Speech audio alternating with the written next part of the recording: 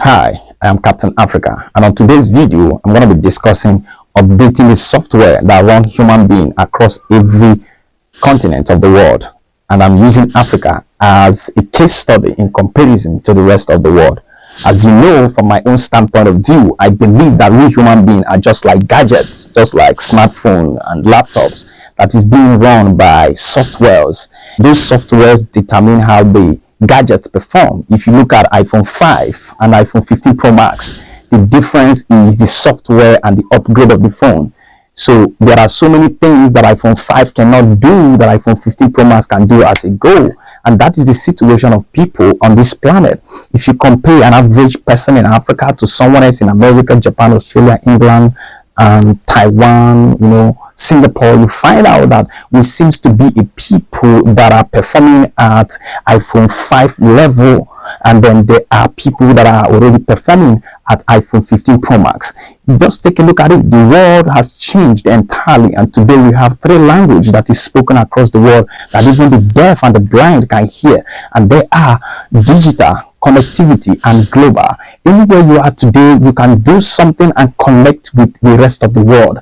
But the question is, how are we prepared for this? How are we preparing our young people? This is a sign that our software is due for update, but we seem not to understand this. We seem to put a deaf ears on this. So that is why I am looking at this situation today.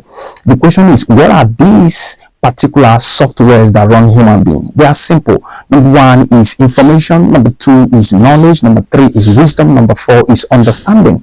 When we human beings fail to upgrade these softwares constantly in our life, we are likely to be prone to so many attacks, like virus attacks phone. We are going to drag. You give yourself an example.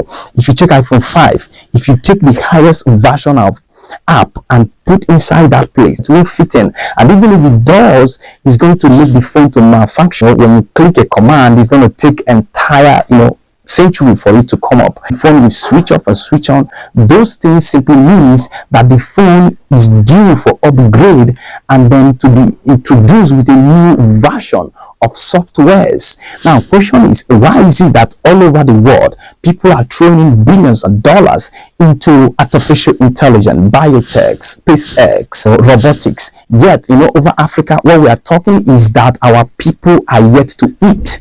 It is mind-boggling that a continent that God endowed with a lot of natural resources, over 50 to 75% of the natural resources of the world resides in Africa. Yet, we are the most destitute continent. As a matter of fact, we know by research that DRC Congo is the most wealthiest place on this planet. Yet, if you go to Congo right now, my people are starving. My people are suffering perilously. Yet, we claim to have schools that teaches us science. Why is it that we are not able to do the things that other people are doing? In America, they create private jets, they create sports cars, they create iPhones, they create laptops. The same thing goes to Germany, Japan, Australia, England, Singapore. Why, if you come to Africa, you come to Nigeria, you come to Ghana, you come to Burundi, you come to Rwanda, you come to Mali, you come to Congo, none of those things happens. So how are you going to provide jobs for your graduates? How are you going to provide a conducive environment for your people to be able to thrive in innovation and creativity when you have not, first of all, upgraded the version of software that operates human being? If you take an average black person from, say, Nigeria, Congo, Rwanda, and then pick somebody from China and pick somebody from US or Japan, and then put them in a laboratory to compare and come up with a new type of robotic, and bet you they are going to beat our people hands down. Not because they are far more intelligent, but because their software has been updated, but our people's own have not been updated. So the aim of this video is for us to start looking at how we can upgrade the software that runs human being across Africa. And how do we start that? We're going to be looking at our parenting. That is the most competent thing to do. Our parenting system and model has to change. Bible speaking, Proverbs 22 verse 6, it said, train up a child where you should grow, and when you grow, you will never depart from it. As a matter of fact, Aristotle 2500 years ago echoed the same statement when he said, give me a child until he's 7 and I will show you the man. Today, epigenetic under molecular biology is still saying the same thing, that what we learn from age 1 to age 7 is going to determine the course of our adulthood, how we live, how we love, how we care, how we act, how we do things. The question is, what are the new updates of softwares that we are imputing in our young kids? Are they going to be able to compete favorably in the next 15, 30, 20, 50 years to come with the rest of the world?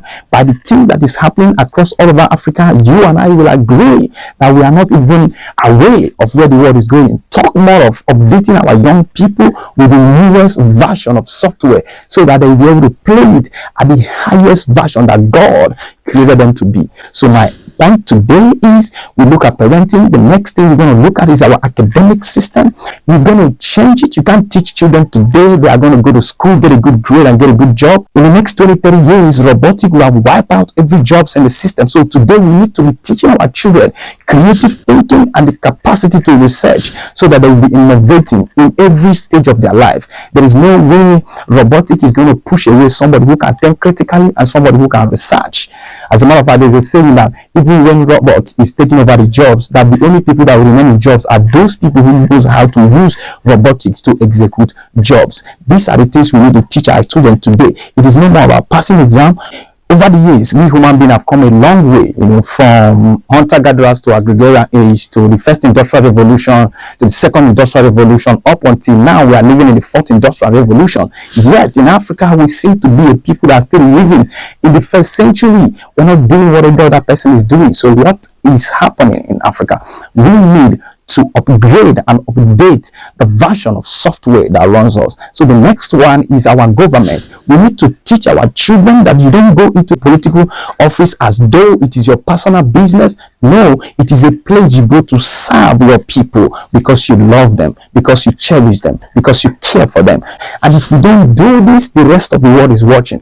For so many years, we've been blaming colonialism, neocolonialism, and the rest of them. I know those things had a very big impact in us, but we can't deny the fact that as an adult, you have to come to a stage to say, nobody's going to change this for me. I have to stand up and change it for myself. That is the place that African people, African leaders, parents, young people should be right now. That no one is coming from anywhere to change anything for us in Africa except us. And we are going to update this software as fast as possible. Change the information that we are receiving. If you think that the white man or the brown man is more intelligent than the black man, why is it that when an average black man is taken away from Nigeria, from Ghana, from Burundi, Rwanda, Congo, and placed somewhere like Oregon in America or placed in China, they begin to do something at a level that even other races will begin to be scared of them. Today, you and I can browse comfortably without having to use a network port to plug on our phone, because our brother Philip Emegwani was able to create the fastest computer in the world. He is from Anambra, but the moment he landed in America, graded his version of software that he was able to compete and walk off every other race and build something that no man has ever done before. There are millions of young people that can do the same thing today, but until we African people back home begin to re-engineer our mentality towards the way we live, the way we do things, we can never do the same thing. Okay, it is impacting us heavily today. If you go to America, go to Japan, Australia, England, black people are treated differently from every other race, not because of white people, but because of the way that black leaders treat black people over here in Africa.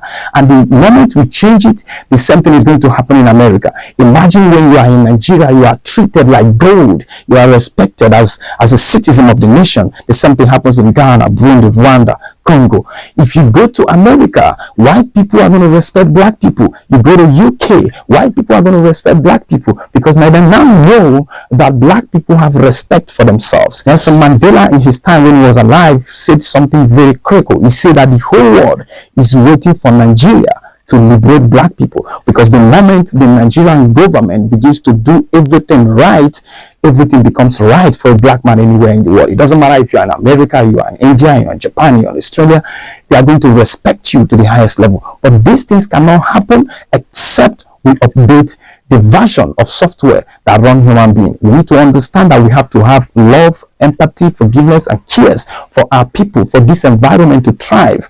Else, we will not be able to do it. Today, if you look at every powerful companies in the world, it is not created by one person. It is created by a lot of people, because in that particular system, the version that they are operating in is a version that allows them to do things in collaboration, not single individual. In Africa, it is very difficult to get young people to come together to do something, because you see, from our home to our school system to the society, we are designed to think of self, not of we. So we are self-centered in our actions, that we feel that it is about we, it is not about we. But the reality of existence is that it is about we, it is not about we.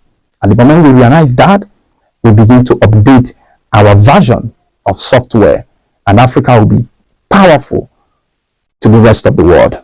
Thank you for listening. Share this video to your family and friends, to your WhatsApp and Facebook, and make sure it gets to every person in Africa. More importantly, your leaders and your parents. See you in the next video. I remain Captain Africa.